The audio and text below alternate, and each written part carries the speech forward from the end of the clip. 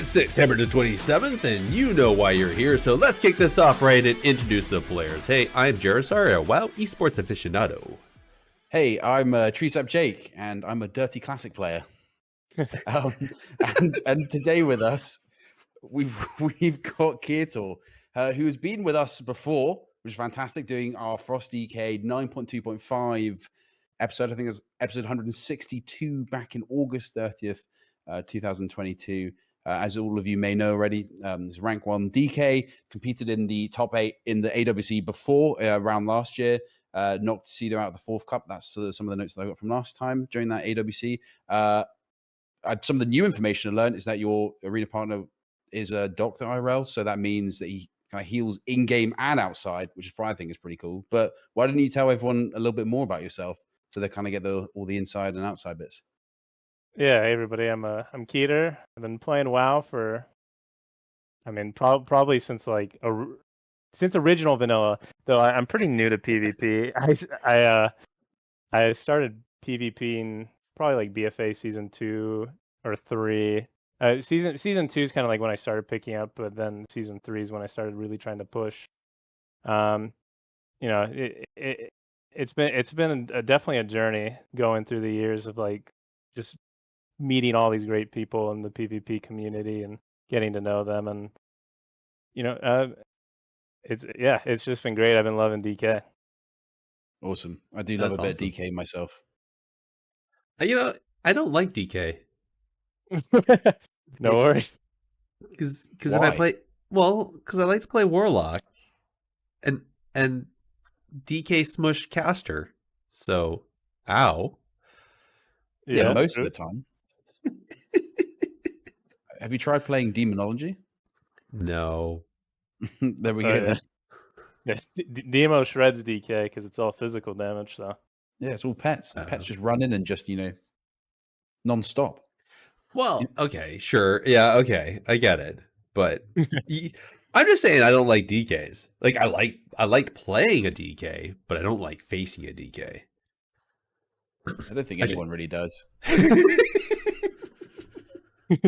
I mean, they are really. I tell you what. Then I'm saying this from a classic point of view. Okay, I know we're talking about Dragonflight, but from a classic point of view in Wrath, I'm playing a Feral Druid at the minute, and when they death coil you, that you get like a sort of like a death and decay that's on the ground, and what it means is that you are just slowed, and because these are everywhere, because they kind of like drop intermittently.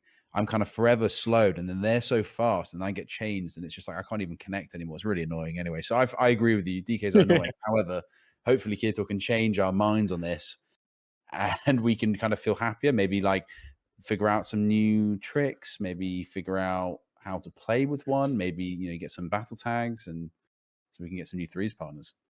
Indeed. Great. Well, is it so? I guess before we get into that, though, we should probably do the need, greed, and pass, right?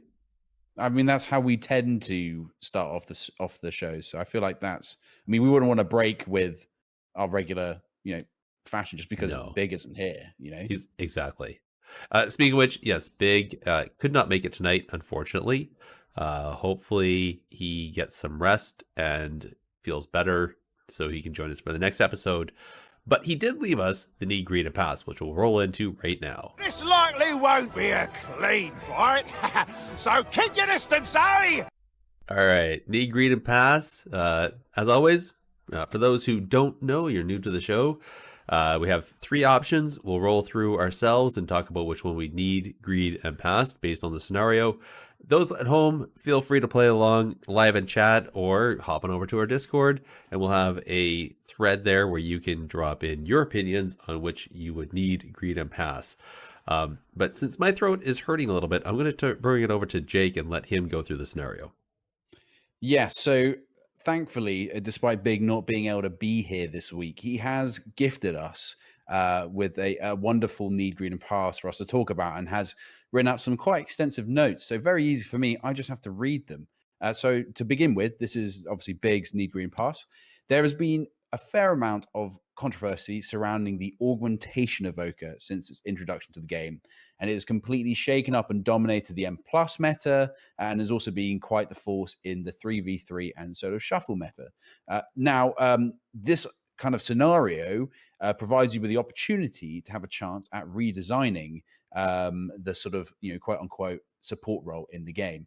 But we need to figure out what that would look like. So he's written down some options. We have 3 options to choose from. Obviously, these 3 options you would either choose need, greed, or pass. So option number 1, reduce some of its utility and off healing to feel more like a actual DPS spec, maybe something along the lines of a Shadow Priest or Elemental Shaman. Option number 2, redesign it into an actual healing spec, something like Disc Priest, who heals by dealing damage. Or number 3, leave it as it is. So obviously the question is, what do we need, what do we greed, and what do we pass? And obviously I'm going to pass that on to our guests. So Keator, why don't you have a little crack at that? What would you need, what would you greed, and what would you pass? Yeah, I think I would pass leaving it as it is. I mean, obviously, augmentation needs a rework, or there needs to be similar specs that are in a support role, because that's the problem with augmentation. It's in a unique role that doesn't exist in any other form in the game. And I think also the fact that it buffs healers is a main problem. I think if it didn't buff healers, if that was the only change they made, I think that alone would change the game, because most augmentations are playing with Fistweavers right now, and when you buff Fistweaver with Ebon Might, they kind of double dip on that, right? Because they get the bonus damage, so they get more damage, which means more healing, but then they also get more healing baseline because they're getting the primary stat buff. So they kind of double dip on that more so than any other healer. I'd say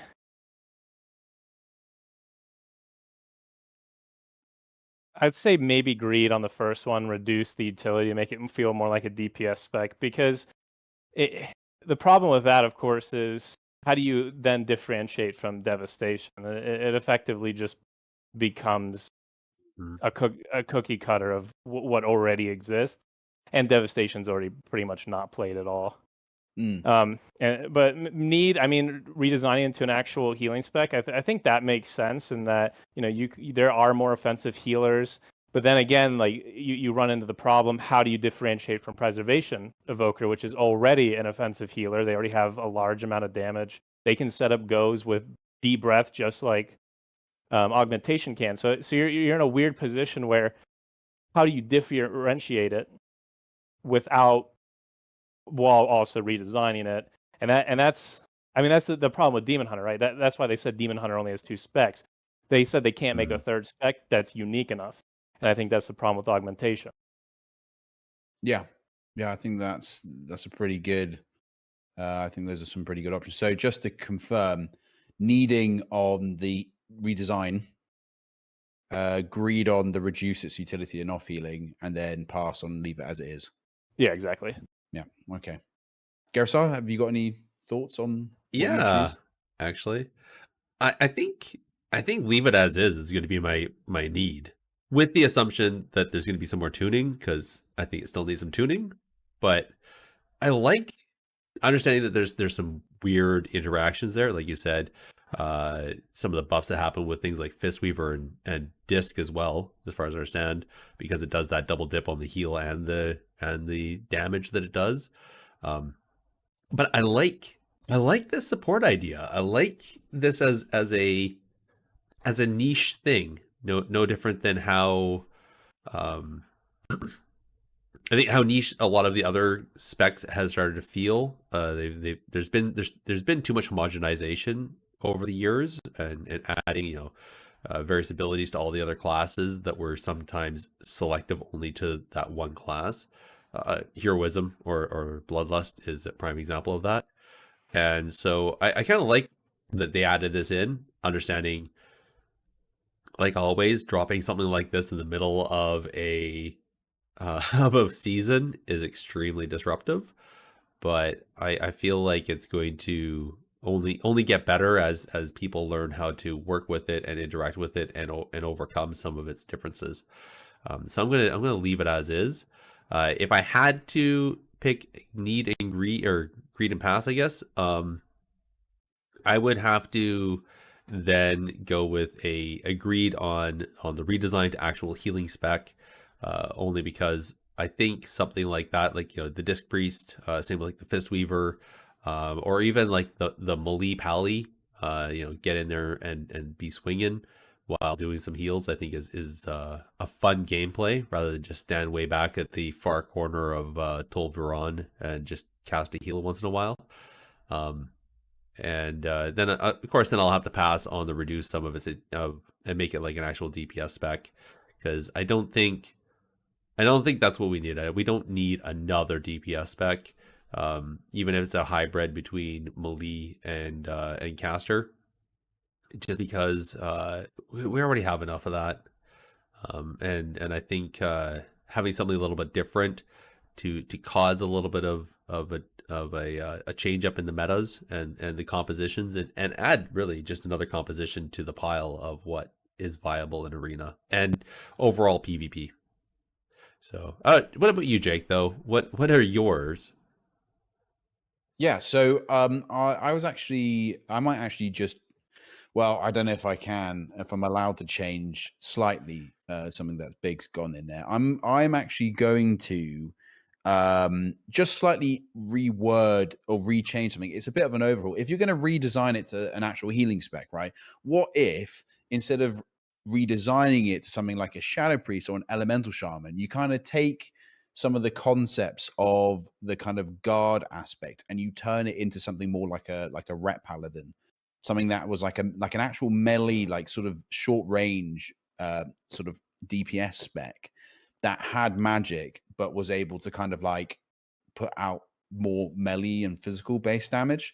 Something like, instead, as we say, we have so many like Shadow Priest, Elemental Shaman, Balanced Druid. We have a lot of those kind of like sort of semi-healer range DPS. What if we went for something that had a bit more sort of like, okay, yeah, well, it's a male melee that kind of has a little bit of range, nothing too major, but is able to actually sort of, kind of like stay up with and engage with and kind of off heal from a kind of melee range that isn't quite exactly Ret Paladins. I feel like that would be really cool.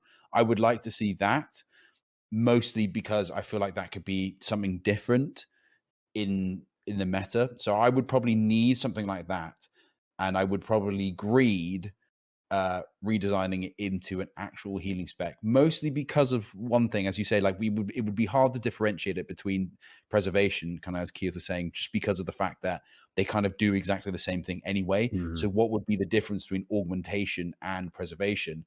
In my head, and this is really weird, when they came up with augmentation, is that I had an idea for a class or a spec after Shadowlands that was kind of like a raised dead sort of one, and you use kind of borrowed time, and there would be like borrowed time that you would use as a healing, and then it similar to that kind of how I feel like I can't remember the name of the cooldown now, but like it's a sort of like they sort of have that sort of borrowed time thing where it kind of like holds their health at the same spot for preservation.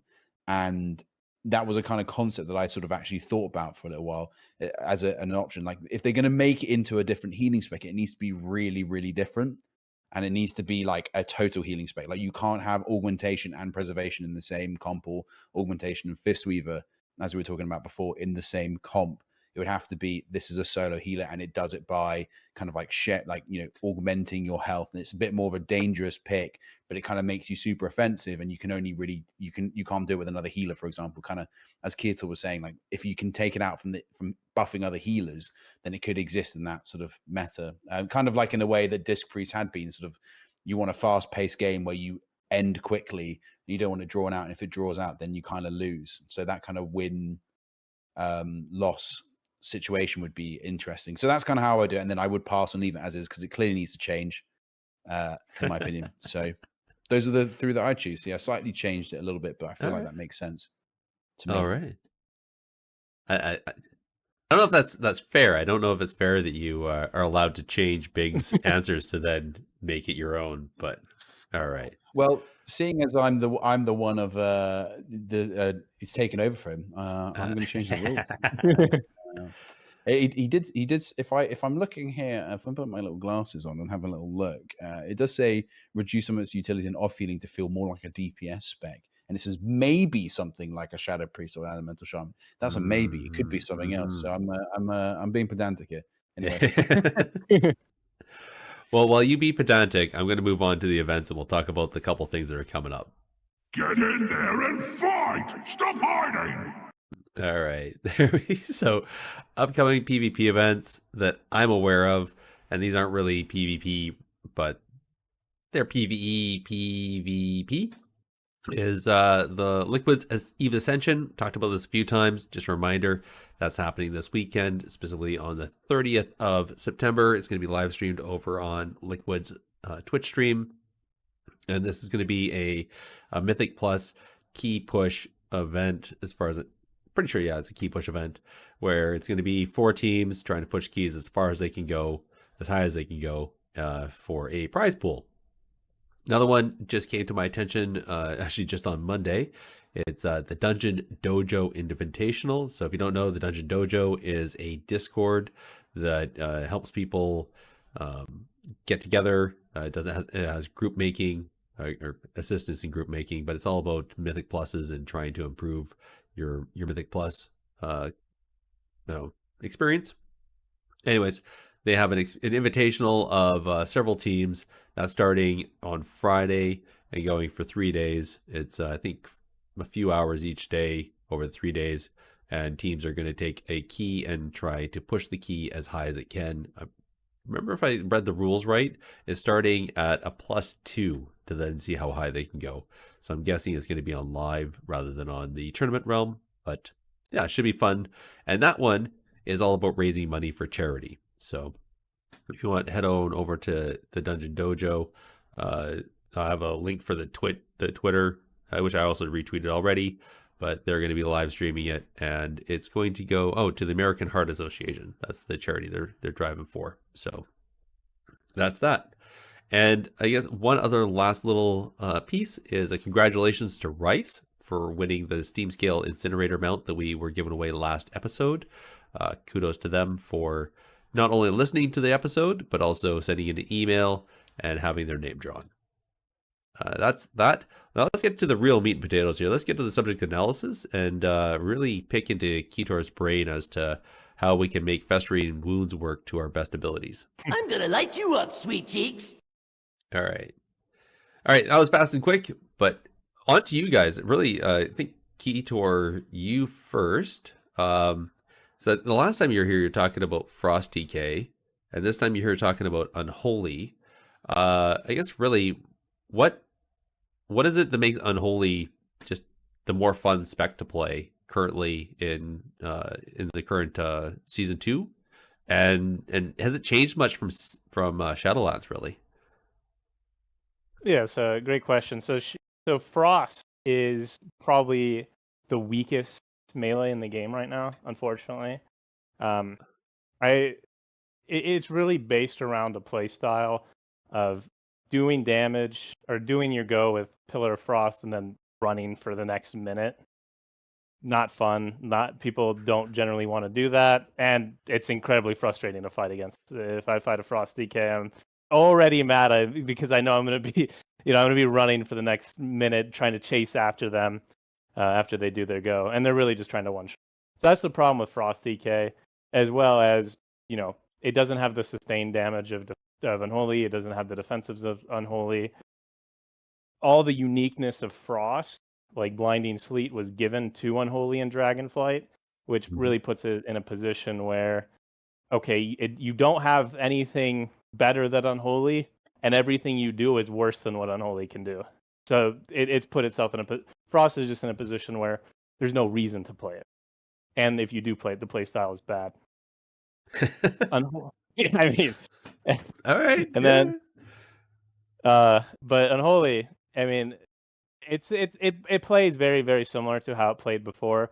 The main thing is it got some sizable damage buffs to make it actually have impactful damage on the arena, because that was the problem. I mean, every ability got buffed by 100 to 300%, which kind of shows how undertuned the damage of Unholy was initially. And it really actually wasn't that bad at the start, but they really put several rounds of nerfs into Unholy, and it kind of pushed it out of the meta. Even when other classes got nerfed, Unholy was just so far down on the tier list that it really couldn't be brought up without those massive buffs that they brought. Sometime in the, I'd say I think that was the middle of season 2 Yeah.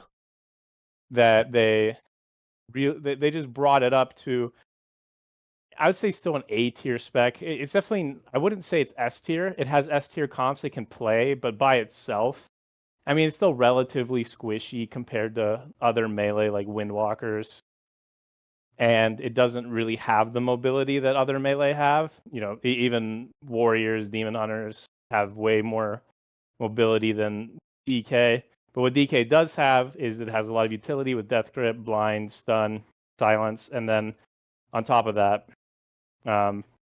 your damage is just insane now, and I think that's really what sets Unholy apart with those changes. Yeah, it's a real shame about Frost, because I feel like Frost and Unholy have kind of bounced between what's good and what's kind of bad, and I feel like Unholy definitely is the more favored one in recent times, but there has been like a bit of a dip here and there between the two of them. I mean, for me personally, I've always found I have always loved Unholy, but Frost is a particular niche that I feel like has so much potential to be really cool. It's just a shame that they just keep sort of like slapping it down so hard. I don't know if you found that as well. Like it just always seems to be just in a place that is just either like it's good for like 2 minutes and then it's just really like knocked down. Yeah. I mean, that is the problem with Frost. I think the issue is that they essentially want Frost to be a one-shot spec, and but then if you make it a one-shot spec and it can only one-shot with the one ability every minute, you don't really. I think it needs a damage profile similar to Marksman Hunter. Like Marksman Hunter has those massive burst windows when they get like the, aim shot, kill shot combo, or like sniper shot, where they can like, chunk someone down from 40-50% instantly. I think having a pattern like that while still having the ability to do some damage in between would be more beneficial, rather than creating a play style that's, okay, I've done my 1 minute go and I can do literally nothing else for the next minute. Yeah. It's not good. I don't think it's good game design, really. I feel like, well, I'm saying that, I feel like it definitely works in sort of certain setup comps. I think personally, I have more fun in the game when the game revolves around setup comps rather than just pure damage output. But like I always felt like the problem with Frost was that there's never like a rare opportunity where, oh, I could probably land a kill here because my damage is sort of vaguely consistent, but outside of my burst, but then my burst is also big. It's like you hit like a wet noodle pretty much all that time outside of that one specific pillar go. And it was just that's what's so frustrating. I think it's just not well designed on that front. It kind of, as you say, kind of needs just some across the board damage buffs or rework or something. It definitely needs to be reworked. And I mean, you can even look at Subtlety Rogue. Subtlety Rogue serves somewhat of the same purpose as Frost DK. They're trying to one shot, but they can still do stuff in between that one shot. And it's, that's how the Frost should play. Like they should still have the incentive to do stuff. You shouldn't have an incentive to, not play 80% of the game. That, the sub rogue's not going on the pillar for waiting for the next shadow dance. Of course not. They're getting CC. They're still doing damage in between the go. They're like looking to get things in between. And Frost could do something like that. I mean, Subtlety Rogue is just how Frost should have been designed. Or, or they should get inspiration from how Subtlety is designed. Yeah, 100%. I agree. There's a lot more control that it can offer outside of the go. Well, let's talk a little bit about the Unholy, though, rather than what Frost should have. No worries. Tangent. Well, I think that's a good tangent. It's worth to say why people are avoiding Frost. But instead, let's talk. So for Unholy, it does have some burst, though. It has some really good burst. I think the Gargoyle build is really the burst build, but I'm also hearing there's like a Rot build. There's a different kind of build. So which one do you like to play, Keator? Yeah, so the gargoyle build actually went away quite a Oh. while ago, and the reason it went away is because of PvE. So they nerfed gargoyle quite a bit. And the reason they nerfed it was because if you had too much haste from PI and Bloodlust, gargoyle would start doing less damage. So they nerfed gargoyle to compensate for that, which inadvertently obviously hurts PvP because you're not getting PI Bloodlust. Of course. So really the two builds that people play. There's a Clawing Shadows build, which still centers around like Unholy Assault, and it's just high single target pressure. You're really focused on just blasting down one target all game. It's okay for swaps, but generally it's going to produce the high single target output. And then the Rot build is where you play Plague Bringer over Clawing Shadows. You kind of take out some of those points on Unholy Assault and Fester Might to pick up not Ebon Fever, Unholy Blight, and another point in Morbidity, which just gives you extra damage. And that's going to give you a little bit less single target, a little bit less burst, but your spread pressure is going to be higher and your overall DPS is going to be higher. Generally, it depends on what you see as your win condition. If you think the game's going to go down to mana, the spread pressure build's always better. If you think the game's going to come down to cooldowns and trading, then Clawing Shadows is better because you're maximizing your single target output, force cooldowns a little earlier, maybe kill a little bit earlier. All right. It's interesting that. I like that. I like that a lot, that there's the options. Me too.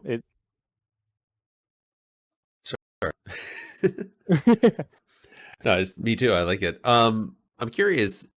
So based on like, is the question of the mana game versus the cooldown trades and that, is that obviously it's clearly based on what your opposing comp is, but is it like, oh, that's it's going to be an R Druid team, so I'll do, I'll do the rot build, or I'll do the mana game build versus if it's a I don't know, a TSG or like a hard melee team or something like that, you'll do the cooldown trading.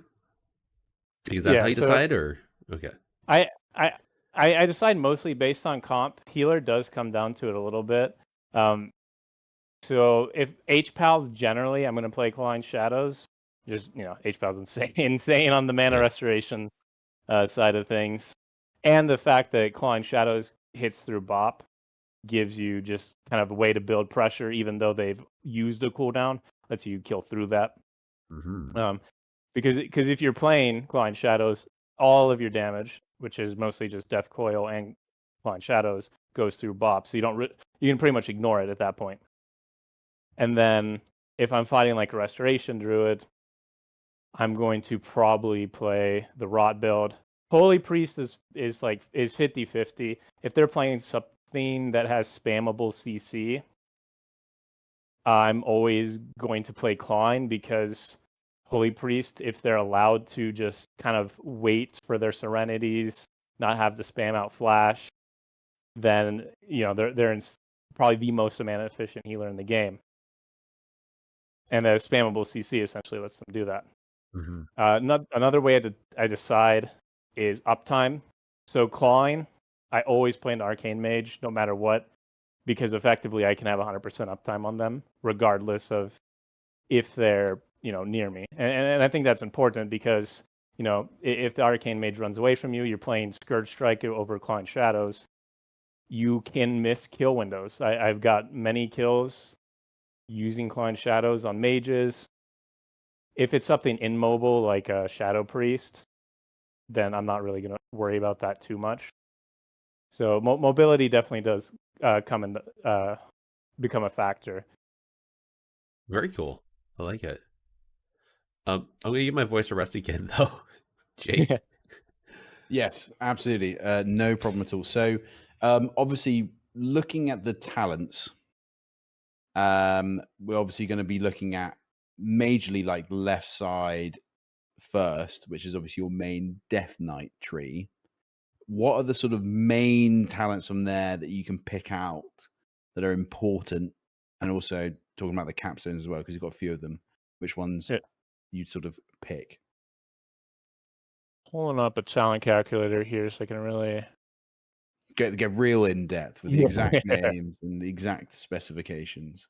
Yeah, so looking at the left side, there's nothing too important. You have Empower Rune Weapon, which isn't always necessary. It's been nerfed quite a bit. The only real reason you can see it as like a mandatory option is a lot of DKs right now are playing Doomburst, which is a PvP talent, and the increased haste increases the which is how you do a lot of your burst damage.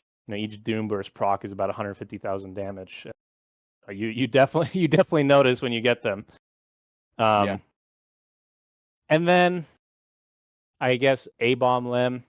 A lot of people were kind of afraid of it still from Shadowlands, but it really does nothing. It grips it. It's more so that it grips them once to lets you stay on the target, but the damage is negligible and it really doesn't do anything other than that.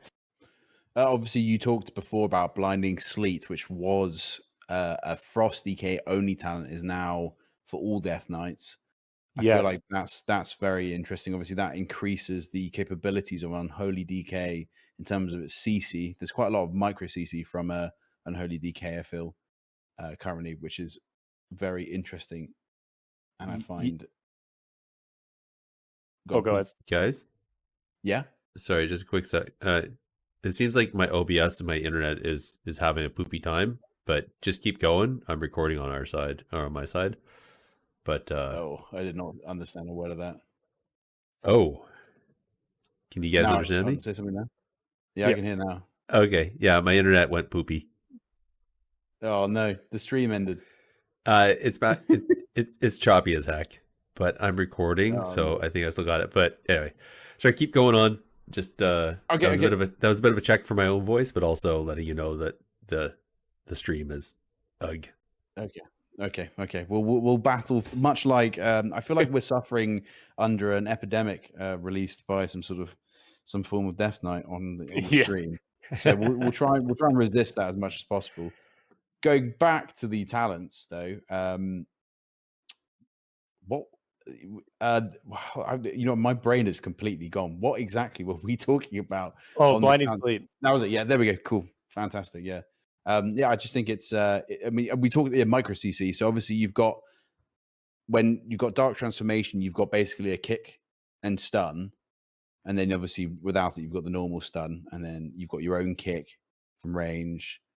You've got Asphyxiate, which you can take in that Death Knight tree, and Blinding Sleet on top of that now, and then Strangulate 2 on top of grips, double grip maybe, and A-bomb limb. I feel like that's a lot of disruption. That's a lot of micro CC. That's going to be very painful. Yes, yeah, and the nice thing about Blinding Sleet is, Unholy couldn't really do setup comps before because of that, but now you can. That was kind of the thing, is like Frost was the expert at setup comps, and now Unholy can do that exact same thing because it has Blinding. And then, Unholy essentially, I guess, both specs essentially have the same CC as a Shadow Priest. Blind equals fear. You have the range stun. You have the range silence. So there's actually just a lot of CC that you have access to, and I think it makes it pretty difficult for healers to keep up, especially when you're bursting 100,000 plus DPS in swapping targets. Makes it really hard for them to keep up.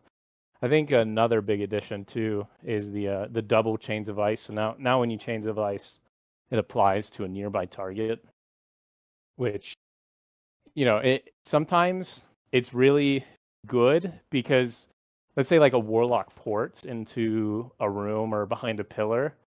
If there's something near the warlock, you can actually chains it, and it will bounce to the warlock and change them behind the pillar. That's nuts. Same with like a Windwalker or Mistweaver. So like if you're smart about like where they're positioned and what's near them, even a Restoration Druid, they wild charge to the pillar, their teammates on them, or there's even a Trent back there. You can start spamming chains on that, and it'll bounce off of the Trent or the other person onto the R Druid and allow you to catch up.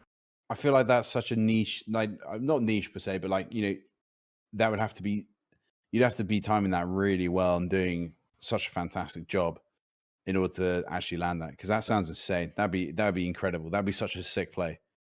Yeah, we've love that. definitely won some games off that just because we're able to catch up because essentially I'm chaining them through the wall. That's insane. Nerf DK. I'm joking.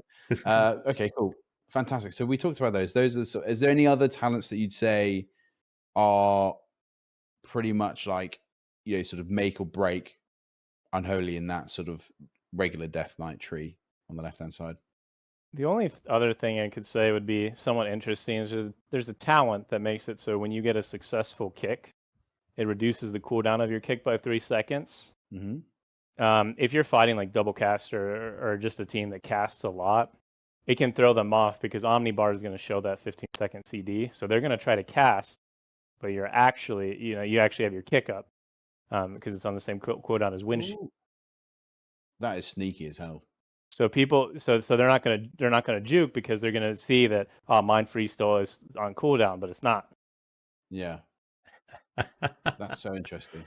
That is actually that's hella sneaky. Yeah, And obviously you're bugging out the Omnibar as well. So yeah, that's cold thirst there. I see it.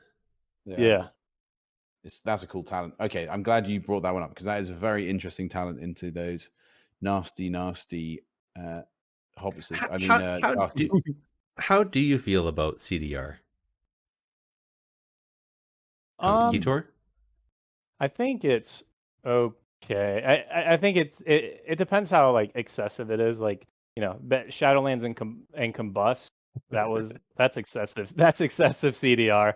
You turn a 2 minute cooldown to what, like 45 seconds. That was ridiculous. But I think with CDR now, it's relatively. I think it's relatively tame. It's within reason. Okay, I appreciate that. Just kind of curious what you thought, especially considering that's an ability that is clearly a CDR. That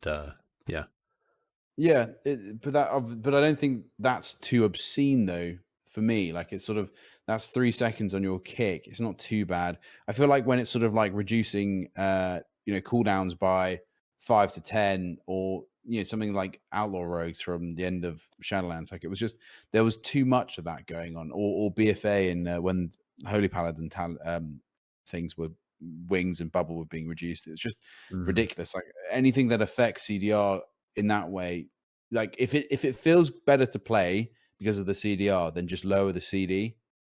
Don't give this random amounts of CDR because people will just bug it out. So I'd much rather them just lower the CD a little bit to allow you to feel better playing it. But yeah, anyways, we've got before we go on an absolute tangent on CDR, which is very easy to do because it's very annoying. Let's move to the Unholy side of the tree. So obviously a few more classic options here. And obviously I know that there was a massive sort of swing between Commander of the Dead versus Unholy Assault earlier on in season 1. What are, obviously with the Summon Gargoyle, etc., what would you go for now? What are the kind of major talent options in the Unholy tree? Yeah, so pretty much every build has Super Strain now, and that's because you at least put 1 point of morbidity, which gives you a passive 3% damage on all targets, or 6% if you have 2.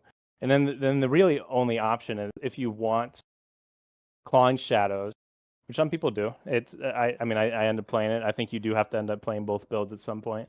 But if you're playing Clawing Shadows, you'll pretty much mirror the season 1 build minus Gargoyle.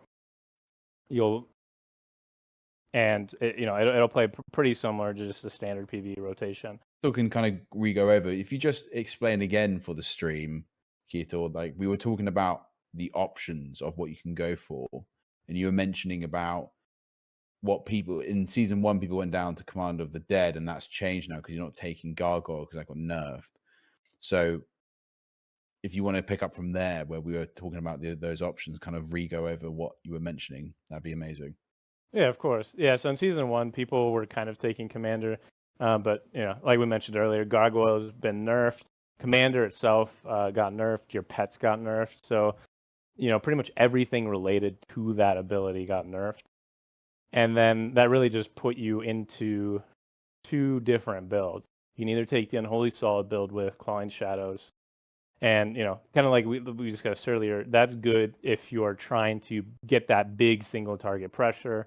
If you're fighting high mobility classes that you think you're going to struggle to land a kill on in melee range, or you have the dot build, which is really good against restoration druids, mana games.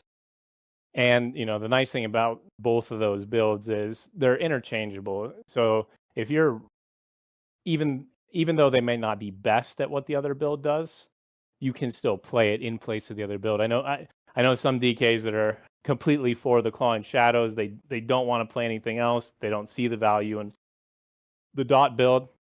That's fine. You can play that in 99% of matches and do very well. But if you really are trying to min max, it's good to get comfortable with both of those specs. And the flip side's true. Some DKs are like, I'm only playing the dot build. It's the best build. Clawing Shadows isn't worth it. That's fine too. It still has okay single target damage. It has great spread pressure, and it can come down to preference, but really, if you are min maxing, you're going to have to adapt your play style based on what you're fighting.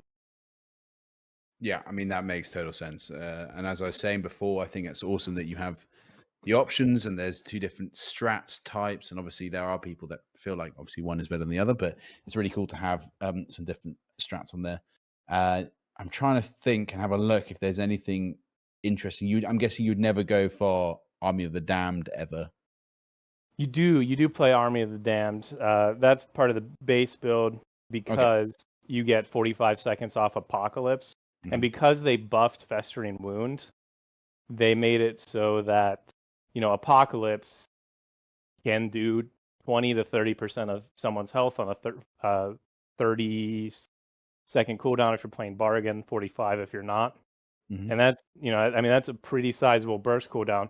Plus, if you're playing Reaping, that also increases the damage on targets below 35%.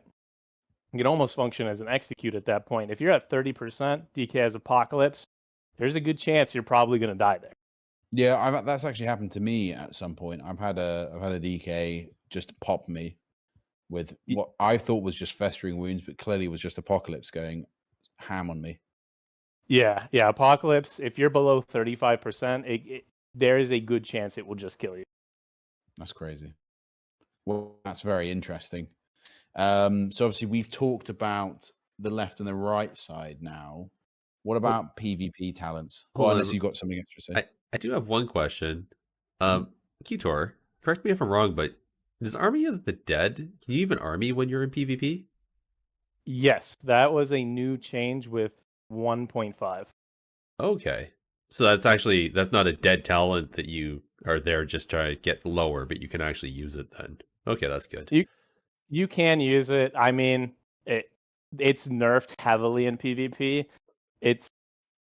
It almost just looks cool and doesn't do much, to be honest. Okay. That's a real unfortunate, shame. but fortunate. Yeah. Yeah. I liked it when you could make it Abomination, like that. The A-bomb actually did something, had an actual sort of purpose in that regard. So Yes. that's my favorite version of that one. But anyways, so talking about PvP talents, there's a few options. What would you go for? Yeah, so there's 2 that I've always locked in. I've never taken them off, and I think there's never any reason to take them off. First is Necrotic Wounds. I mean, that's effectively your Mortal Strike. You're going to be playing that every game. I can't imagine a game where you wouldn't want a healing absorb. Maybe you're fighting double DPS and 2s. There you go. That's when maybe you could take it off then. But even then, everybody is off heal. Yeah, exactly. I was about to say, I feel like it's even more important then, because then they definitely can't heal themselves. Yeah. So yeah, you just never we just don't touch that talent. And the other one that I don't take off is Doom Burst, which so originally this talent was bugged, just didn't do what it needed to, and then the wound damage was lackluster. now wounds are buffed by I think like 250%. So they hit about 30 to 40k. Death Coil got a sizable buff. That hits about 80k. So what Doom Burst does is when you get a sudden Doom proc, which when you have all your cooldowns up, you get those procs quite often. I mean, I've got 2 or 3 in a row.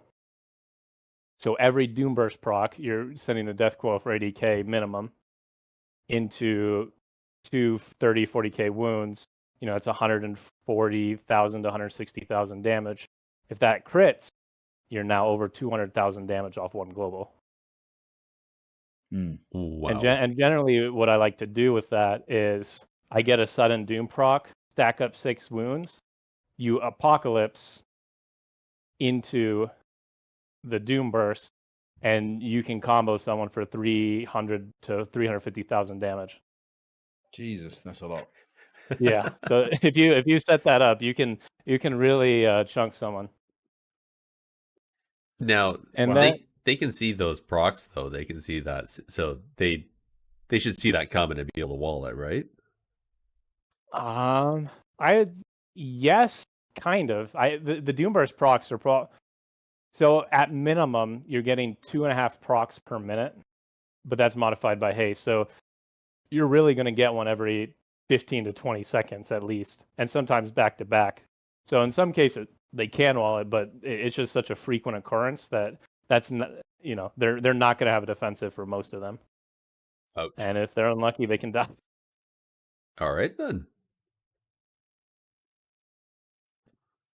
And Okay. then the last slot is really flexible. I end up playing Strangulate in most games. I generally play with a Shadow Priest. So what we'll do is either we'll stagger our goes where we'll like grip, stun, silence the healer and do damage to them, and then off DRs I'll grip, stun, silence, and then we'll damage to them. The other option is that we also do it on DPS. So like let's say we're fighting an Arcane Mage, FMP, we fight FMP a lot. Mhm. Well, he'll silence the priest and I'll silence so that they can't peel the go. And, you know, the mage can't use altar, temporal, or anything like that. So there's a lot of utility that you can use. And you can use Strangulate defensively. Like I was fighting a sub-fire RMP. We didn't have any defensive left, but I had Trinket and Strangulate. So I Trinket, Strangulate the mage, and we effectively stop the combust. And if for some reason he trinkets that, if he has trinket available, I can stun him off or I can blind him. So you can also use it to peel. Very, very versatile. You can use it to set up goes on the healer. You can use it to set up stop DPS from peeling a go, and you can use it to also peel a go from the DPS. So that's a good pick. Another option, which you really only play with the Clawing Shadows build, is Necromancer's Bargain. Mhm. And that effectively just reduces the cooldown of Apocalypse by 15 seconds, so from 45 to 30. And it just kind of builds more into that raw single target pressure build. I mean, that makes sense. Yeah. I mean, from what you've told me, that sounds horrifying. Yeah. So And then, I mean, there's some other situational picks. I think they're more of, I mean, what I'd call crutch talents. Like you're really struggling. You're trying to learn the class. You're like one of those I'd say is Blood Forged Armor. You know, there's some DKs that feel like they need it into physical DPS. It's when you Death Strike, you get a 20% physical damage reduction for 3 seconds. It's not bad, but it's unnecessary just because of how many tools DK has to kite, and Peel goes with blinds and stun, grips, and you know, there's just so much you can do to avoid taking damage that it's better to not Death Strike. In a lot of cases, it's better to just use your runic power for damage, especially given the fact that Death Coil does so much damage now. It does about 60 to 80,000 damage, and it hits 2 targets. So realistically, every Death Strike, you're giving up a potential 160,000 damage. wow. Okay. Yeah. I mean that makes sense to me. Is there any other sort of situational one that you might do? Like I know we talked about Raise Abomination. Is there, like maybe another one that would be sort of you'd say was a bit more situational? Raise You could swap Abomin. in? Yeah, Raise Abomination's gone, unfortunately, but Dark Sim. I mean, that one. That's a good ability if you can outplay with it. I remember solo shuffle I did the other day. Mhm. I dark simmed life cocoon from the monk, so I was able to pre cocoon the leg sweep from the windwalker that was fighting me, and we were able to turn around and kill him because then I simmed clone from the boomy because it was windwalker boomy mistweaver, and then I cloned the mistweaver and then we killed the boomy. So That's like pretty cool. you can do like outplays like that with dark sim. Mhm. It's not as consistent, but it's a cool ability. It's more so like if you just want to have fun with it, go for it. It's probably not as good as Strang because if I was playing Strang, I could have just Strang the monk and got the same outcome. Right. Yeah, I mean, yeah, as you say, like it's very situational, and I feel like that was always going to be the cool part about it. So you've got to. I feel like it's such a high skill cap that if you just can't do it, there's no point taking it. Right. I feel like that's the thing. Like, and like for me, sort of like I'll press it and I'll get a rejuve. Oh, that's great. Thanks for that. So I feel like that's the thing. You got to be really on it with that. Cool. Okay, so we've discussed the Just sort of PvP. Oh, yeah. sorry, I'm not sure if we talked about it. Life and death with the dispel coverage. How is that good, or is that just or maybe I Oh, missed it? yeah, that's a dead talent. The eruption hits I think for 5,000, so it buffs it to 200,000 if someone dispels, or to 20,000, not 2,000. So it buffs it to 20,000, and then I don't know. I haven't really fought many teams that just spam dispel. I know some pallies play cleanse of the week, but the damage is just so minimal that literally any other talent slot. Necrotic Aura at 4% would be more overall damage than that. Okay, Like, that's kind of sad. I mean, I kind of like the idea that you can get an off heal for like it's like a beacon. So when they get healed, you get a little bit of heal, but 5% I think is a little low as well. But the problem with that as well is it doesn't tell you this, but there's an ICD of like I think 15 or 20 seconds. So it's not if it was just spam healing you, I think that'd be insane. yeah. But it because of that ICD, it ends up doing like 2% of your percent. Oh, that's unfortunate. Okay. Well, yes. Let's talk tier set then. Yeah. Yeah. All right. Did you want to take this one, Gerrisar, or do you want me to Sure, continue? I'll do it. Sorry. No worries. I'm just trying to help you. I'm so cautious about my voice right now. It's anyway. All right. So tier set. You obviously there's Master of Death, the 2-piece. It increases your Death Coil and Epidemic by 10%. Also gives you a stacking Master of Death up to 20, and when you Dark Transform, it consumes that, grants 1% mastery for each stack for 25 seconds. So that's up to 20% extra mastery for 25 seconds, which seems pretty good. And then you got the 4 set where Army of the Dead grants 20 stacks of Master of Death. And when you Death Coil or Epidemic, it consumes a Sudden Doom, gaining 1 extra stack of Master of Death and 10% mastery for 6 seconds. So it's just all this fun little play where you get these nice little bumps of mastery just by playing the game, really. What do you do? Do you have a 2 set? Do you have a 4 set? Do you do a 5 set? What's the thing? Yeah, people are pretty much just playing 4 set. It's kind of just a set it forget it. You wear the set, it does its thing, and you never have to think or look at it again. Okay. Which it's just some passive damage throughout the game. Definitely not bad, but I think the new tier set that's coming out with 10.2 is actually much cooler for DK, where you're going to be it spawns an extra Magus of the Dead, and that one casts AoE spells. And if you're playing like a shorter cooldown Apocalypse with Necromancer's Bargain, you can have several several Maguses out, and they're just all spamming like Shadow Bolt. Looks pretty cool. It's I don't know if it'll be that effective or that good, but it's definitely more unique than just do rotation and get mastery. Yeah. I always find this interesting with tier set because there's always like the tier sets where by implementing the tier set, it changes your gameplay to take advantage of that. And then there's the tier sets where it's like, just do your thing. And the better you do your thing, the better that you get the buff from that or the bonus from that tier set. But it seems like that's where these two are, is that this tier set is just do your thing and we'll give you some more mastery, versus season 3 that we're going to see some gameplay changes where we're going to see more Magnuses and people playing around that to try to min max. Is that Exactly. accurate? Yep, sounds perfect. All right. Now, this is something we don't normally talk about, but I think as a DK, especially playing against people playing against you as playing a DK, I'd say, what are some mistakes you commonly see with opponents, or even if they're other DKs, other Unholy DKs, but what's some things that you see in how they interact with your gameplay? I think the biggest thing I see is the overreaction to A-bomb limb.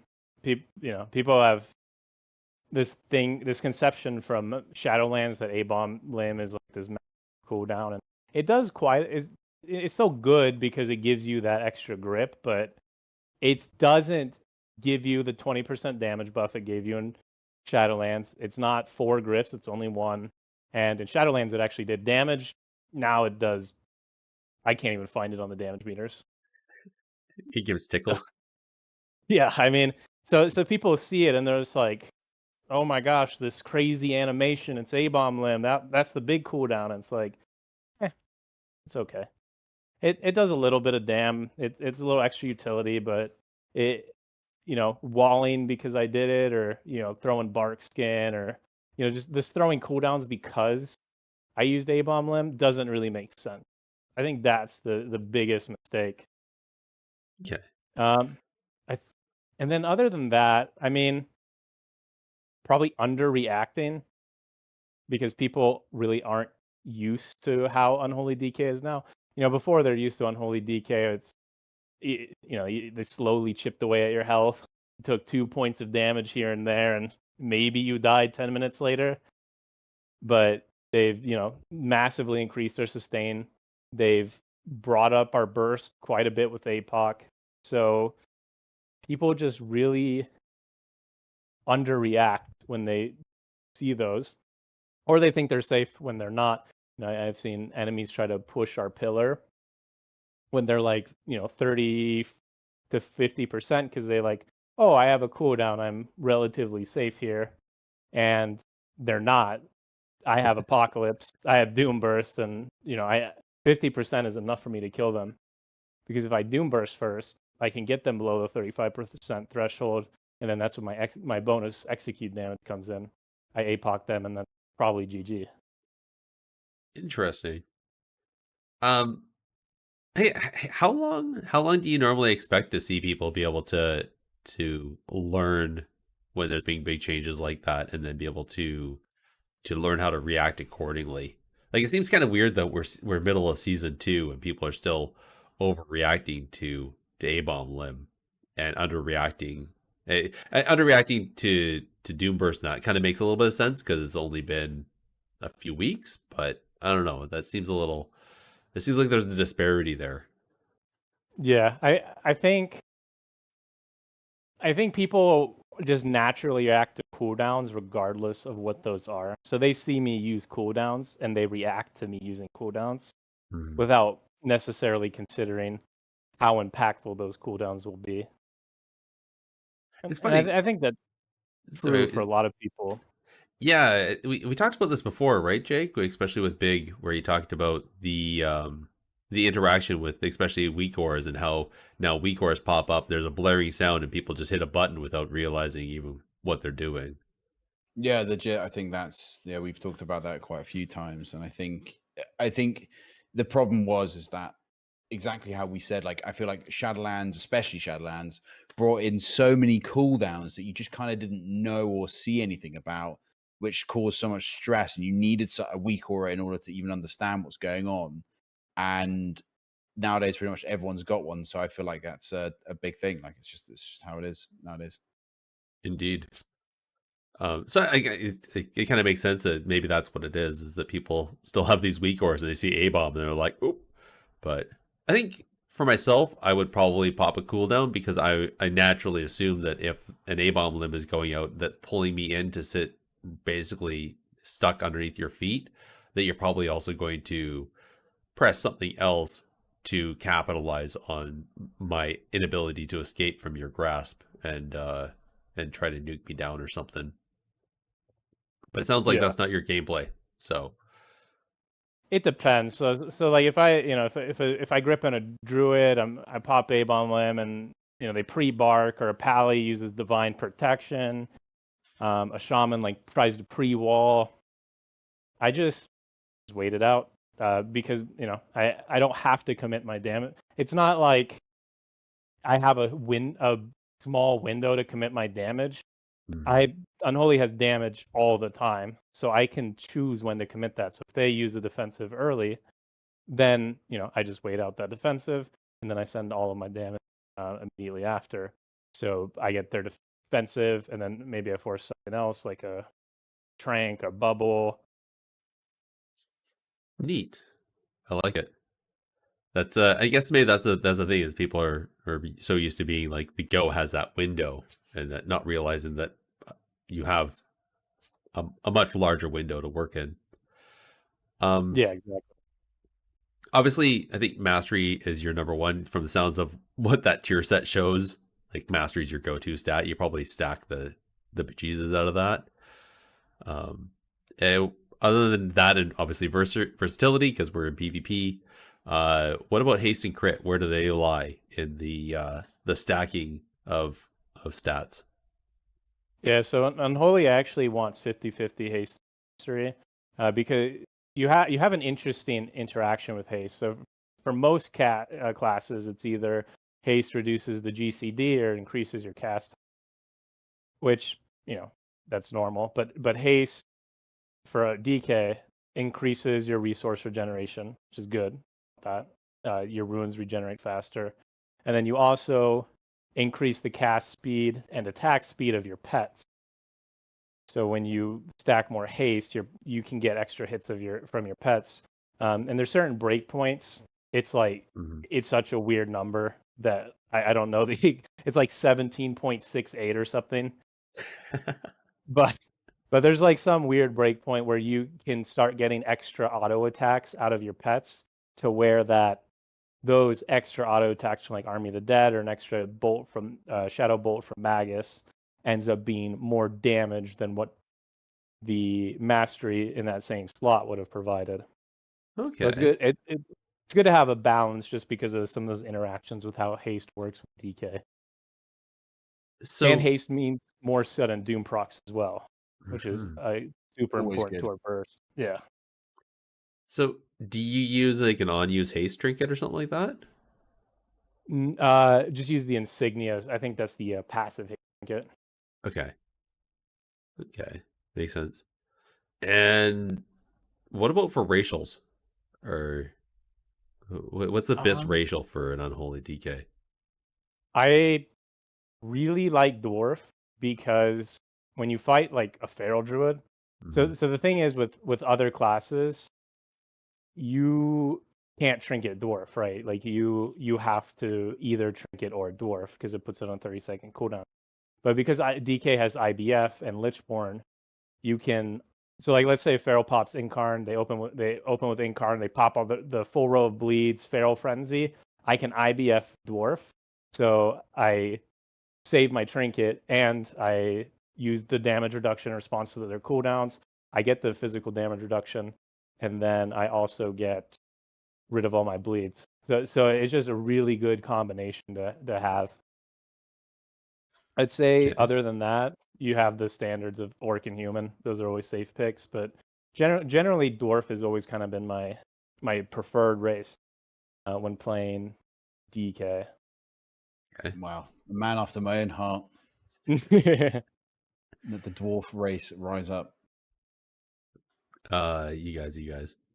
I'm What's up? kind of surprised. I kind of expected something like Dark Iron or like one of the new allies or something like that, thinking that they had something special there. So I think Dark Iron works. I mean, Dark Iron racial does almost the same thing as regular dwarf. It's just Mhm. one gives you main stat and one gives you the physical damage reduction. I personally like the physical damage reduction just because DK is probably one of the weaker physical classes. So even if I'm fighting like a Fury Warrior or Arms Warrior, and they pop that Thunderous Roar, Mhm. War Breaker, all that damage, generally I can trade Dwarf on that. That'll be enough. It'll remove the deep wounds, the rend, and the Thunderous Roar off me, and then I also get that small physical damage reduction on top of that. Interesting. It's funny that a plate wearer would worry about physical damage. That seems I think odd. it's just the curse of DK. DK has always been really susceptible to any physical damage. Yeah, fair. I don't know why. I think it's mostly because it's a good question. Like but just DKs have always felt really squishy to melee. You know. Yeah. Even if you go on Wrath, like you can be in Frost Presence and have 80% physical damage reduction, and Warriors will still just run you over like it's nothing. Yeah, exactly. I mean, even playing Feral, like the bleed damage is kind of nuts. Like you just do rinse DKs quite easily. Yeah. It's a shame. Interesting. Huh. So yeah, go ahead. what I was going to say, I mean, talking about Wrath, talking about Bliss racials and kind of how they apply. I mean, maybe now's a good time to talk about comps. Like, what would you go for? Like, what would be your? Let's start with twos. Like, what would you choose in twos? Twos, you're pretty much just always gonna be either with a Resto Druid or Holy Paladin. You want a healer that can dampen, because the longer the game goes, the more in favor for you. Yeah. That definitely makes sense, especially with the options of builds and talent builds that we've talked about. What about threes? Is there sort of any sort of threes comps that kind of stands out? Like, what's your kind of go-to? And what about any sort of kind of interesting ones as well? Yeah, I think DK right now needs to play with a range class or something that can tank damage for it, because it's it's way too squishy. The comp I've been playing mostly right now is DK Shadow Priest. I think that's probably one of the strongest DK comps. I've also played a lot of DK Marks Hunter recently, and that's been doing pretty well. We're around like 2.9 MMR. And then we've also played DK Destro around there. I think DK Destro is pretty solid if there's a lot of casters, because DK Shadow Priest does good into casters, but DK Destro does better just because you have that extra kick. And I think that's yeah, it's kind of important, isn't it? Into the yeah, casting. it can definitely be overwhelming being the only kick in comp, because I'm playing R Druid DKSP. So when I'm on, when there's like clones and polys and fears, it's like I don't know, I gotta pick one. Yeah, legit. Which one are you going for priority wise? That's definitely I understand that. That's always really difficult. So I mean, I played a lot of DK Demo as well when Demo was a little bit better. That was quite interesting to play. I feel like I'm quite happy to hear that Hunter is a good option as well for playing, doing something like PHDK or something like that. So definitely an interesting topic. What about RBGs? I don't know if you partake in RBGs at all, but how's their viability in that? I use RBG quite a bit. I've done a few. I'd say I'm almost always top or near the top in damage. I play a talent that you generally wouldn't play in threes called Ebon Fever, which is doubles your, or it makes your plague tick faster to do more damage, and essentially you just run around and dot everything. Sounds pretty fun. Yeah, I mean, you're just doing you just treat it like a mythic plus. You just dot everything, do your rotation, and DK is generally just a damage bot in threes, or not threes, RBGs, or a chains bot. You can pick your role of chains bot or damage bot. I think I've run into one of those. Yeah. I think I've cried into one of those. So what would you say is like? Oh, go on. I was just kind of curious. Have you played DK Augmentation? Yes, I have. I played it early in the season. I would say DK Aug is good into melee cleaves, but it is beyond terrible into double. It is unwinnable, almost unwinnable into double cast. Okay. But it's not bad, but I wouldn't consider it one of the best DK comps. Because the thing with DK Shadow Priest and DK MM, you have the chance of winning into any comp. Like as DK MM, we fought Double Caster, we fought Rogue Mage, we fought Fistweaver Aug X. We can still beat all of those comps, and even with Shadow Priest, it'd be like Ret War Fistweaver, Double Caster. Whereas in some comps as DK Aug, it just feels almost impossible. Yeah, fair. Interesting. Definitely makes.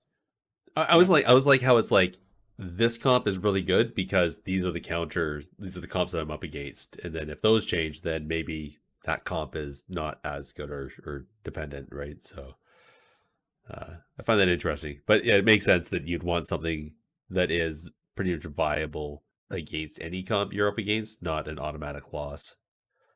Nobody likes playing paper rock nuclear Right. weapon. Paper rock nuclear weapon, yeah, legit. Feels like that sometimes. I mean, I've queued into a couple of DK Org comps, and they weren't like we definitely didn't lose. I was playing FMP actually, which was quite interesting. But yeah, it's definitely.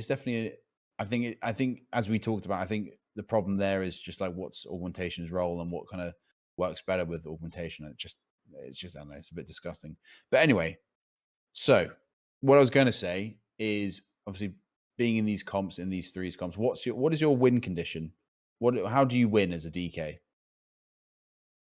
Yeah. So the answer is almost infinite because it depends on what you're fighting. So if I'm playing like DK Shadow Priest, I can play for big goes on the healer to close out the game. We can play for CC on the healer, kill DPS, and we can even play slow. We can just play pillar all game, grip someone on the pillar, do damage, and watch their mana bar deplete. I think at some point in the game we adapt all three of those styles because it really depends on the pacing of the. If we're behind in cooldowns, then we're playing pillar, we're gripping to the pillar. If we're ahead and they're behind, then we're really pushing onto them to do goes. If the healer has no trinket, no CDs, then we're going to try to force those healer goes as much as possible. But then you have comps like DK Hunter, where you're just playing for that infinite CC chain. Because if you play it with a Holy Paladin, you can go Hodge, Trap, Silence, Blind, Restun into a DR Rep. I mean, that's like 30, 40 seconds of CC. Jesus. And almost all of it is instant. So there's times Wow. where, we kill people, in the first like minute and a half because we force out all their trinkets and when they trinket, there's just always more CC following, and it just resets the chain. By the time they're coming out of that rep, Trap's already off cooldown. That's nuts. That's actually kind of nuts. Yeah, so you're just playing for like a big CC chain, but you can also play to dampen them too. You can literally play Clawing Shadows, which gives you that 30-yard range on your attacks, and then fight with the Hunter, who's just using rapid fire.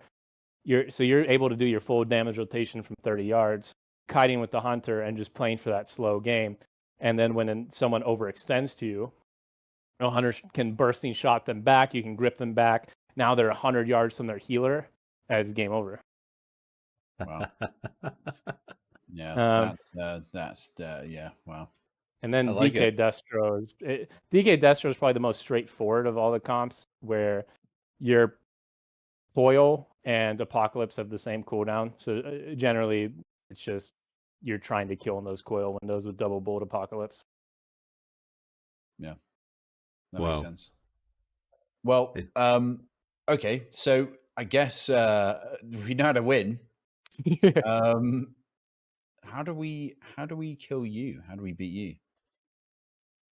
I will say 99.9% of our games are lost on mana. Okay.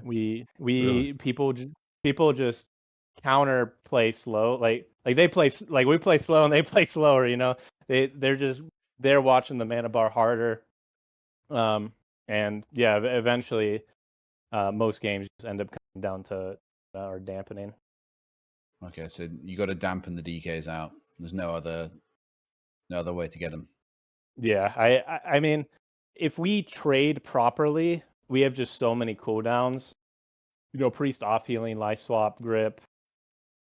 This is for DK Shadow Priest. Mm-hmm. Bark skin, our druid healing with Trents. You can't kill through our druid healing now. It's impossible. Yeah. If triple Trents are up, you might as well give up on doing damage. No one's dying. Yeah. Just go kill the but treants. yeah. And then, but for DKMM, I mean, you know, you have the ability to just kite forever, but the problem is, you know, I try to grip people in my hunter's line when we have damage, Mm-hmm. but if you know they're just sitting pillar all game and making it impossible for the hunter to get off damage, it becomes a much harder game to win, and you know eventually it can come down to mana because we can't finish the kill and they can. Yeah. Sure. I mean, and that's the same problem you run with DK Destro is people run too much, and you know you have chains, you have grip, you can get them in line, but if you can't kill them in those specific coil windows, then you're probably not going to land that. Yeah. Okay. That's a real shame. Interesting. Okay. Yeah, I mean, it's definitely interesting. Definitely not the answer I was expecting. Actually, I was kind of sort Mhm. of thinking about, well, you got to make sure you go like a physical, kind of more physical class. Kind of that's where you got to get them on board. Like maybe kite us this way, but no, it's genuinely like you. No, we win unless you Yeah. dampen us. That's Well, it. Yeah. no offense, it sounds kind of like DK will win only because of your friends that you're playing with, your teammates. It's not that you have an infinite amount of be able to get out of jails or whatever. It's the fact that your comps also allow for a lot of that. I'm guessing probably in like a lower rated game, or if a person is playing with a lesser comp, then you know then there might be some other opportunities there. But it sounds more like as an opponent, I'd be better off trying to attack one of your teammates than trying to attack you. Um, only Yeah. because you have so many other things to heal yourself up or to kite out and avoid that damage, which sounds really weird for a DK. The last thing I ever heard was a DK kiting, but ta-da. Well, go on Wrath the Lich King. They kite you hard. They're actually very kitey in arena. It's not fun. Yeah.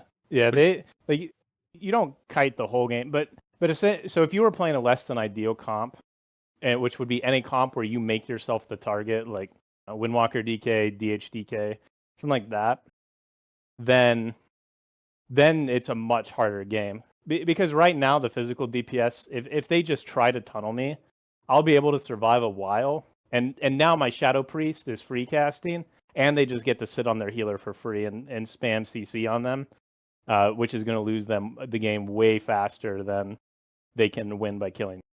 Mm-hmm. Even the same with the Marks Hunter. If the Marks Hunter is untouched by the melee, he's just going to sit on the healer and just start turreting aim shots all game. So he's going to get trapped for free, and he's going to be you're not going to live very long. No. Exactly. So if you want to live very long in that yeah. scenario. And even same with Destro Log. I mean, that one's obvious. If they're just sitting there blasting bolts, like the game's over in 30 seconds. Indeed. All right. Well, so I guess in that case, it's really still avoid the DK. You're probably better off focusing on the others only because of all those other conditionals. Right. Yeah. No, sorry. Oh. I'm trying to think of a transition, and now I say The transition is I've got a thing to ask. That's what you go for. There you go. See, Jake's got it. Oh shit, I should just stop. I know how it works. Well, hold on. I've got another thing to ask. One last question for you, Keator, and it's the question we always ask. In fact, we've asked you it before, so you're not allowed to choose your answer from before. Has to be a new Okay. one. Basically, if you had all the money in the world, all the access to, Blizzard decision making, everything like that, if you could change one thing, and you had total power to do it, obviously with World of Warcraft, what would be that one thing? Yeah, I'd find a way to get rid of all the bots. I cannot stand queuing every night, and there's been at least like 2 or 3 teams botting. It's like actually ridiculous. Yeah, That's, I yeah. agree. That has to be top priority, because yes, I know they'll get banned at the end of the season, but the fact I have to like suffer through it through the entire season makes literally no sense. No, I agree. It makes no sense at all. Yeah, you're right, 100% right. I think that they should have been doing it. I'm a big advocate for communication between devs and us. I feel like as a community, like the PvP community is a very dedicated community that kind of like we've been around for a long time. We'll continue to play the end game, even if they didn't bring out raids. If they literally just took it to the end game, we would continue to play the game just because they have access to arena and stuff like that. I feel like we sort of deserve to have some sort of better communication. I feel like even communicating to us about the bots would be great. Like, what are you doing? I know that you're meant to be doing something, but what exactly are you doing? And that'd be a bit more, I don't know, I suppose better for us. Yeah. I mean, and it's so obvious too. I mean, even there, and then there was the macros too that got leaked, which they've been in the game for a while, because actually, so Wrath is built on Shadowlands, and I had a friend test it in Wrath, and the macro works in Wrath, or it worked. I don't know if it still does, which means that it's been in the game since Shadowlands at least. Wow. Yeah. No one knows about that. Yep. Well, some people do, but I think that was actually a PvE macro to begin with, and then it leaked over to PvP. Maybe because it's some sort of developer macro, so it wasn't supposed to be used by players. So what would have happened is someone got developer tools or developer access, and they saw that macro and then shared it with people, and those people started using it. And then eventually they shared it with someone who then tweeted about it. Yeah. Which really is for the better, because it shouldn't have even been implemented to begin with. Like you said. Yeah. All right. It shouldn't be at all. Absolutely not. Yeah. So, and they're sorry. No. I'm sorry. I'm laughing because just as I said that, the stream dipped for a second. So... okay. Yeah. Yeah. I was no. I was just thinking like that macro also works with a lot of other things too. Like, it wasn't just kicks, like to check if they're casting. You could also set it for like grounding totems, so like you never grip in the ground or fade. Like, you could set a conditional for every single thing. Wow. That's mental. That so Yeah. mental. All right. Jake, though, what's yours? So obviously, we know. Yeah. Okay. Yeah. I was thinking about this earlier. What would I choose? I have made so many choices on this. I don't know how many more I can even do. I guess I think. I mean, bossing would be. I've talked about communication. I just think it would be great if they had a social media, just one rep that could do that. I would pay for a social media person to talk about changes and stuff, and like really go into depth about PvE and PvP, so that we all know kind of like what they're addressing, kind of what they understand about the complaints that we've had and whether they're valid or not. Because that's the thing, like there are a lot of complaints, a lot of people talking about stuff.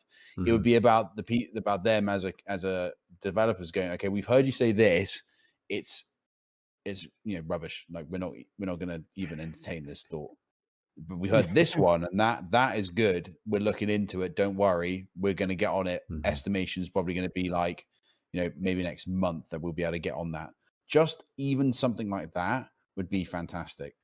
Like people to know that that's the thing, or like being able a way for people to offer the feedback of what we're experiencing, and they can choose to ignore it if they want to. Like that, like I think they should be totally transparent on it and be like, what, we're not going to listen to everything. Please message us, say us what it is. We'll have a look. Probably we might ignore it. We may not even come around to it, but we'll at least sort of kind of acknowledge it there and kind of take on the board. And if it actually means something, then we'll definitely do it. I like it. Well, except for the part Maybe where mine. you're going to say basically, okay, that Gerrisar idea, that's trash, but that TreesapJake idea, that's a really good one. That's basically what I heard you say. So, I wish I understood any of that. oh no, oh, is my internet garbage again? It was bad at that point. I think it's back. I think it All seems right. to be working. So You have to repeat that for me. No. It was funny in my head one time only. All right. Okay. I think the one thing I would change is I would like, how when, let's say, like you're standing in fire and the outer edge of your frame goes all flamey, and if like you're yeah, I want them to do something like that, but with like green plaguey stuff. So as a DK, as you start dotting somebody up with all the virulent plagues and all that stuff, the frame, the picture starts getting cloudier and cloudier. So it has like a visual representation of just how diseased you are as you're being tunneled by the DK. Yeah. Okay. Interesting. I don't know. I'm only saying that because I only got the first bit. The second half, I did not understand. So, and obviously, on if you're listening to this afterwards, I think it will make sense to you. But for me, it did not. So, but I appreciate you letting us know. Maybe my God. should I do the WoW PvP news? Yeah, let's just do the news and roll this out. Here, let me do the bumper. All right. Who ordered up an extra large can of whoop ass? All right, there you go. Done? Yeah. Awesome. Fantastic. So in WoW PvP news, obviously Flark's 3v3 solo queue tournament, which apparently was $500, is now $1,050 as a prize. It took place on the 23rd of September at 5 p.m. EDT. And I guess the winners were Pala, Atake, and DTB Mar. So congratulations for winning. Obviously, if you want to get involved yourself, I think head to Flarkness's Twitter. I think that's the way that you can get in. Obviously, we had some hot Discord pop up on September the 21st. And if I'm just taking a look at them, there's nothing to... All right. So we had internet issues throughout this whole night. Yeah, so as Jake was just about to say, there's hot fixes that came through. They've been obviously updating as always, but nothing major PvP, nothing really to speak about. 10.2, all the news there has been obviously continuing updating because the PTRs continue to update. So 10.2 news, there's some Demon Hunter updates, which is I'm actually kind of excited about. First, they started with Havoc. Hopefully, there'll be some Vengeance coming out in the next iterations on that, as well as Balance and Feral Druids got a little bit of an update.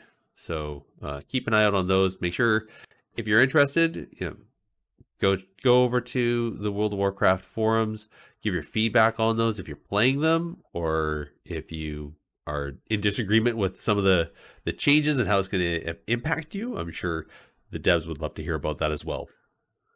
This is actually, I know Jake's really excited to hear about this. Season 7 of Wrath Classic has been announced as it's going to end this next reset, starting on the week of October the 2nd. And it's going to start at 10 p.m. Pacific. The season is going to end the evening before reset. So for NA, where we reset on Tuesday, October the 3rd, the season is going to end 10 p.m. the night before Monday night there. So in total, that made it a 15-week long season for Wrath Classic. seems like it felt a little longer though, not gonna lie. And the next season, season 8, is going to start on the 10th of October. Well, it's for the NA, obviously, and pick your reset for your region. As we talked about already earlier tonight, the auto kick script was hot fixed out, so thank goodness that they were able to do that. And further to that, and we already talked about this already tonight, but bots are still quite rampant in the game. Have a nice little Twitter link there for LD Roy showing a bot that is, yeah, it's kind of funny watching what they're doing with the bot. I think that it's on Blade's Edge and the bot is running underneath the bridge trying to catch up to them. So, hey, looks like connected to the internet just as I finished up spewing off the news myself, just to keep the video going. It's okay. It's okay. I guess just quickly, rolling back, looking at all these news items. First to you, Keator, is there anything there that jumped out at you that you thought was that you want to chime in on? Let me take a look. I think we talked about a couple of the bots and auto kick script, but yeah, I think that's pretty much good. All right. How about you, Jake? Anything you wanted to highlight? Honestly, no. I mean, apart from the Wrath Classic ending bit, I'm very excited for ICC. That's the only thing I can think of, really. That's important because obviously ICC is awesome. Just out of curiosity, how did season 7? I know you didn't really play the whole season, but my calculation show is only 15 weeks long. Did it feel longer than that to you? It definitely felt long, yeah. Like I don't think it was hugely long, but it was an appropriate amount of time, to be honest. I think it felt good. It definitely wasn't long enough for me because I wanted to play more. I definitely wanted to play more, and I would have wanted to play longer. But like, I think this is fine for me because I spent so long trying to get BIS gear. Like, I definitely don't. I don't have BIS. I'm missing like a few options. But now going into ICC, like I'm in a really good place to be pretty much like as BIS as I would have been for Relentless season. So I'm looking forward to kind of going to Raffle with the right stuff and be totally fine. So yeah, I'm really quite I'm excited for it. So I think it'll be fine. But it's the raiding. I'm enjoying the raiding a lot more than I thought I would. Yeah, that's all I play Wrath for is the PvE. I'm not a huge fan of the PvP. I have a friend on Wrath who raids with us who's rank 1, and he always tries to get me to play with him, but I'm like, I don't know. I just hate getting run down by Warrior HPAL or Feral Disc. Yeah, I mean I play Feral Disc, so that's that. But I think that's well, that's 2s though. But I feel like 3s is insane. I really enjoy 3s. I feel like 3s is so dead. It's just like I'm 90% sure there's more rank 1 slots on retail than there is gladiator spots on Wrath 3s. Yeah, I think you're right. It definitely is like a more of a dead bracket. But I don't know. I just enjoyed it way more. But obviously, it's different. It's different, isn't it? Because it's like it's hard when it's done not by who gets over a certain limit, as it would be with Gladiator, for example. But rank 1 is actually and Gladiator and Duelist and everything is all based on the percentage. Like I think Duelist is like in 2s is like 2-4. I think it's like 2-6 now. It might be even higher. I'll have to have a look. So obviously everyone's pushing at the minute. So let me have a look. I'll have a look real quick. I'm fairly sure the last time I checked. Yeah. So okay, on US, it's 25-28 for Duelist. Gladiator is 29-67, and Relentless Gladiator is 31-50. Let me have a look at EU. EU is higher. Yeah, you're right. EU is 26-41. Rival is 23-11. Wow. Yeah. And then if you go to 3s, it's completely different. So yeah, I just don't think percent-based. I think percent-based titles make more sense on retail than Wrath. You can't give percent-based titles when it has like a tenth of the player base. Yeah. Yeah. I mean, I just don't think it's realistic because when Gladiator becomes rarer than rank 1, that's a problem. Yeah, for sure. It's definitely It's definitely an interesting one. It's funny because all these numbers we're tossing out, and yet you look at anybody on Twitter and they make it sound like retail season 3 is like completely dead, that nobody's even playing it, but yet it has a higher. It sounds like there's more people playing it than Wrath Classic. So Yeah, retail is kind of the I was queuing last night and I was sitting 7-minute queues. I was like 28 something, and like we waited 8 minutes for a 260. Like it is kind of miserable. A lot of nights you end up waiting like 5-minute queues at minimum. But I think the participation's kind of fallen off because of like Hardcore Classic and the Wrath endings. Less people are. A lot of people are playing like it's just people are enjoying the kind of chill pace and just the game as it used to be. But anyways, Indeed. yeah, that's that. All right. I guess quickly, just as I want to roll this out before I lose stream again. Do you guys have any shoutouts? Keator, you first. Yeah, I'll shout out my friend Renar, friend Caprice. Always kind of been there for me. So yeah, great friends, and all my all the other friends that I play with. Yeah, Renner was actually in the chat earlier. Yeah, I know. He told me he was going to show up. That's awesome. I apologize to him for the crappiness of my ISP. It's fine. Yeah. Jake, how about you? Any shoutouts? Let me think. Shout out wise, I think I'm gonna shout out. I will. I'm gonna. I'm gonna shout out my guild that I'm in Wrath Classic. It's called Good Game, and they're very chill. They blast through the content. They're pretty chill, fun guys. I actually, unfortunately, accidentally ninja looted something. We were basically, long story short, I wasn't really paying attention, and basically the guildmaster had put the looting system on like need and greed, and normally they will just need everything and then pass out at the end when people roll for stuff with loot council.